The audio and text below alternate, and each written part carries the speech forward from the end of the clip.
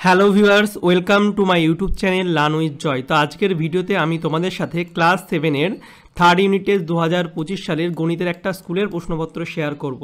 তো তোমাদের অনেক স্কুলে পরীক্ষা হয়ে গেছে, অনেক স্কুলে পরীক্ষা হয়নি।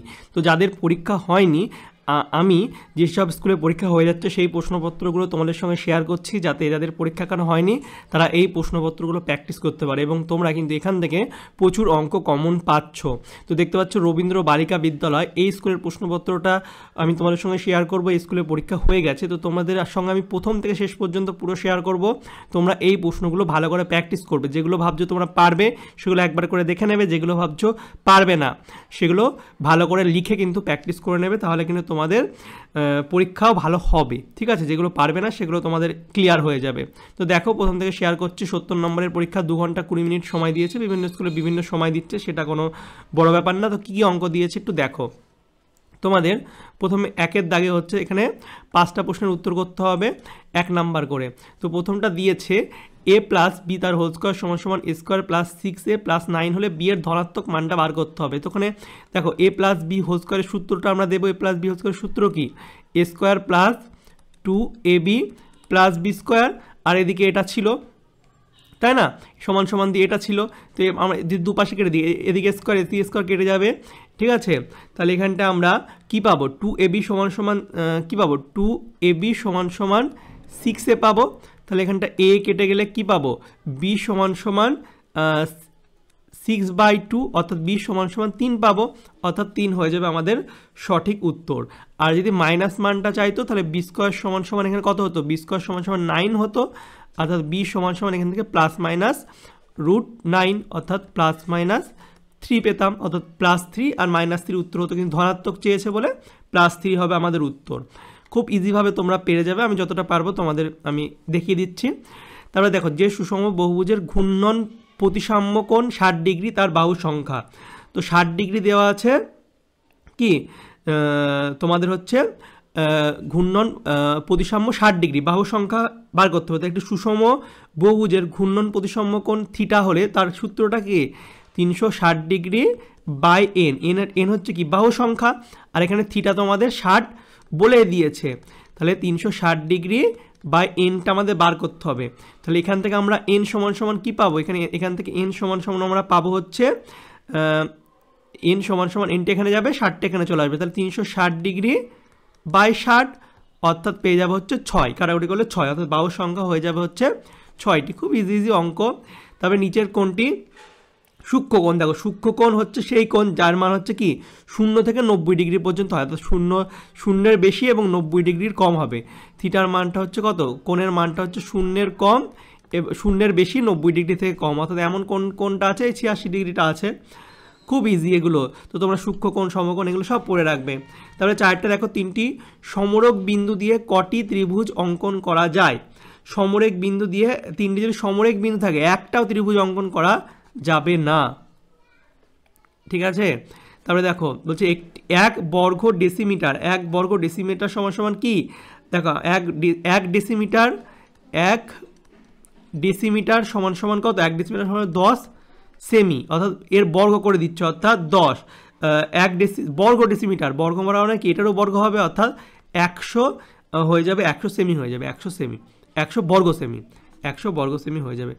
1 ডেসিমিটার সমান সমান 10 সেমি, অর্থাৎ এর বর্গ করলে কী হবে? 1 বর্গ ডেসিমিটার সমান সমান 100 হয়ে যাবে বর্গ সেমি। চতুর্ভুজের কর্ণের সংখ্যা কত? দেখো, চতুর্ভুজ থেকে থাকে তার কর্ণ কটা থাকে? 2টো থাকে, 2টি কর্ণ। তারপরে হচ্ছে দেখো, 2 ঘন্টা 12 মিনিট সমান সমান কত ঘন্টা? 2 ঘন্টা 12 মিনিট। তো এটা তোমাদের করতে হবে। তোমরা এগুলো ভালো করে প্র্যাকটিস করো। এই যে কনভার্টগুলো আছে, সব রকম কনভার্ট কিন্তু তোমাদের প্র্যাকটিস করতে হবে। এখানে যেমন 2 ঘন্টা 12 মিনিট দিয়েছে, তোমাদের তো এটা 2 ঘন্টা 12 মিনিট না দিতে পারে, এখানে অন্য কিছু কিন্তু তোমাদের পরীক্ষায় দিয়ে দিতে পারে, তাই না? এটা ঘন্টায় করতে হবে। তাহলে 12 ঘন্টারও তো ঘন্টা আছে, 12টাকে আমাদের ঘন্টা করতে হবে। তো 12 ঘন্টা ছিল, একে যদি আমরা আওয়ার্সে নিয়ে যাই 60 দিয়ে ভাগ করলেই হয়ে যাবে। তো এটা হয়ে যাবে কত? কাটাকুটি করলে 6 দিয়ে দিই, 6 দুগুণে 12, 6 10 60, অর্থাৎ 2 দিয়ে কাটলে 5, তাহলে হয়ে যাবে হচ্ছে 1/5 ঘন্টা। ঠিক আছে, 1/5 ঘন্টা হয়ে যাবে। আর এদিকে 2 ঘন্টা ছিল, 2 + 1/5, তাহলে এটা যোগ করলে কত হবে? যোগ করলে হয়ে যাবে 2 × 1 = 5, ঘন্টা হয়ে যাবে। বুঝতে পেরেছো? খুব ইজি অঙ্কগুলো, তো তোমরা যেগুলো সব কিছু প্র্যাকটিস করবে। তারপরে 2 দেখো সত্য মিথ্যা করতে হবে। বলছে এই 8 সংখ্যাটি দুটি প্রতিসম অক্ষ আছে, ঠিক আছে? 8-এর তো কোনো প্রতিসম অক্ষ নেই, তো এটা হচ্ছে মিথ্যা হয়ে যাবে, ঠিক আছে? এরপরে বলছে সমবাহু ত্রিভুজের মধ্যমা ও উচ্চতা আলাদা। সমবাহু ত্রিভুজের মধ্যমা, দেখো সমবাহু ত্রিভুজের কী হয়, মধ্যমা আর উচ্চতা হচ্ছে একই হয়, তো এটাও ভুল। তাহলে দেখো m² - n² এর উৎপাদক m + n এর একটি উৎপাদক, এটা একদম সত্য। যদি আমরা সূত্র দিই m + n into m - n হবে, এটা ঠিক। তারপরে দেখো স্থূলকোণী ত্রিভুজের একটি মাত্র স্থূলকোণ থাকে, স্থূলকোণী ত্রিভুজের, এটা সত্য, ঠিক আছে? ত্রিভুজের 3টে কোণের সমষ্টি 180 ডিগ্রি হলে তাই কী হয়, একটি কোণ স্থূলকোণে থাকা সম্ভব নয়, তাই না? স্থূলকোণী ত্রিভুজ, এটা সত্য হয়ে যাবে। তারপরে দেখো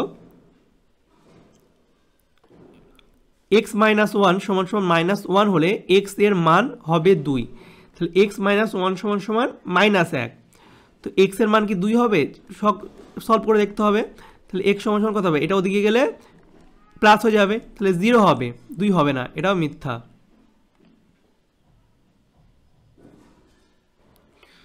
ঠিক আছে?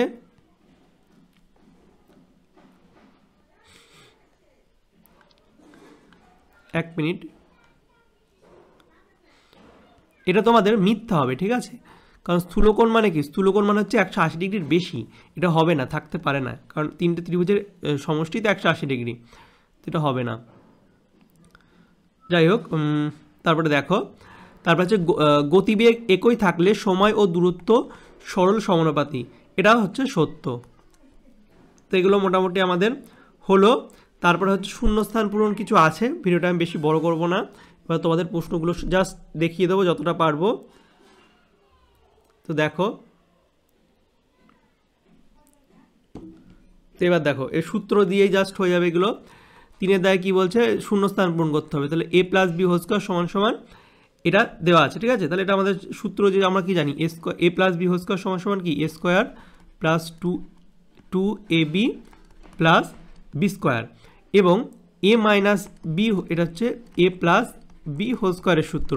এবার a - b² = কি, a² - 2ab + b²। তাহলে a + b² কি হবে, a + b² হয়ে যাবে হচ্ছে a - b² 4ab হয়ে যাবে, ঠিক আছে? এটা তোমার সূত্রটা এটা করে দেখবে। তারপরে দেখো এটা হবে, এটা ধরো না বিপ্রতীপ হবে, বিপ্রতীপ কোণ। তারপরে সমকোণী ত্রিভুজের ক্ষেত্রফল সমান কি হয়, হাফ ইন্টু ভূমি ইন্টু উচ্চতা হবে। তারপরে সামান্তরিকের ঘূর্ণন প্রতিসম্প কোণের মান কত হয়, ঘূর্ণন প্রতিসম্প কোণের মান হচ্ছে 180 ডিগ্রি হয়। তাহলে রম্বসের কর্ণদ্বয়ের দৈর্ঘ্য কি হয়, দৈর্ঘ্য সমান হয় না, ঠিক আছে? তারপরে 1 বর্গ মিটার সমান কত বর্গ হেক্টোমিটার, ঠিক আছে? এটা হচ্ছে তোমাদের হয়ে যাবে হচ্ছে 0.001। তো এগুলো তারপরে তোমরা একটু করে দেখবে। তারপরে দেখো, তারপরে 4-এর দাগে যে অঙ্কগুলো আছে তোমাদের, এগুলো আমি পুরো কমন দিয়েছিলাম, এগুলো একদম দিয়ে দিয়েছি। a + 1/a = 4 হলে a² + 1/a² মান কত হবে? তো তোমাদের আমি ক্লাস 7-এর হচ্ছে চ্যাপ্টার ওয়াইজ ম্যাথের সাজেশান দিয়েছিলাম, তো সেই ভিডিওটা দেখে নেবে, সেখানে কিন্তু এইসব অঙ্কগুলো ছিল। তারপর পূর্ণ বর্গাকারে প্রকাশ করা তোমাদেরও দেবে, তো দেখে নেবে, সাজেশান ভিডিওটা দেখে নেবে। আর এগুলো তো প্র্যাকটিস ভালো করে করবে। তাহলে দেখো সূত্রের সাহায্যে সরল করা, তারপরে গুণফল রূপে প্রকাশ করতে হবে, এগুলো ইজি। উৎপাদকের বিশ্লেষণ সমাধান করো, তারপর উৎপাদকের বিশ্লেষণ করা, এগুলো কিন্তু তোমাদের সবই আমি সাজেশানে দিয়েছিলাম, তোমরা দেখে নেবে এবং এই অঙ্কগুলো প্র্যাকটিস করবে। তারপরে দেখো 5-এর দাগে 5টি প্রশ্নের উত্তর করতে হবে। এখানে দিয়েছে 70 মিটার লম্বা একটি ট্রেন ঘন্টায় 75 কিমি বেগে যায়, একটি ট্রেন কত সময় 105 মিটার লম্বা একটি প্ল্যাটফর্ম অতিক্রম করবে তা হিসাব করো। খুব সহজভাবে হয়ে যাবে। তারপরে দেখো এই 7ম শ্রেণীর এই অঙ্কটা দিয়েছে, খুব ইম্পর্টেন্ট একটা অঙ্ক। তারপরে যে অঙ্কগুলো দিয়েছে আমি তোমাদের একটু দেখিয়ে দিয়েছি, তোমরা এগুলো দেখে নাও। তারপরে দেখো এই অঙ্কটা দেখছো, বর্গক্ষেত্রাকার জমির ক্ষেত্রফল দিয়ে দিয়েছে, প্রতি মিটার 3.50 টাকা খরচ করে ওই জমির চারিদিক বেড়া দিতে কত খরচ হবে। খুব ইম্পর্টেন্ট একটা অঙ্ক এবং খুব সিম্পল। তারপরে কৃষ্ণনগরের মাটির পুতুল, এই অঙ্কটা তো খুবই দেয়। এখানেও দিয়েছে, যাদের কৃষ্ণনগরের বাড়ি এই অঙ্কটা তো তাদের দেবেই। তারপরে দেখো আয়তক্ষেত্রাকার মঞ্চের এটাও দিয়েছে।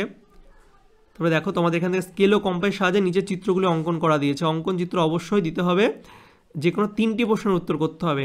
তো যেগুলো আছে এগুলো একটু আঁকা প্র্যাকটিস করবে।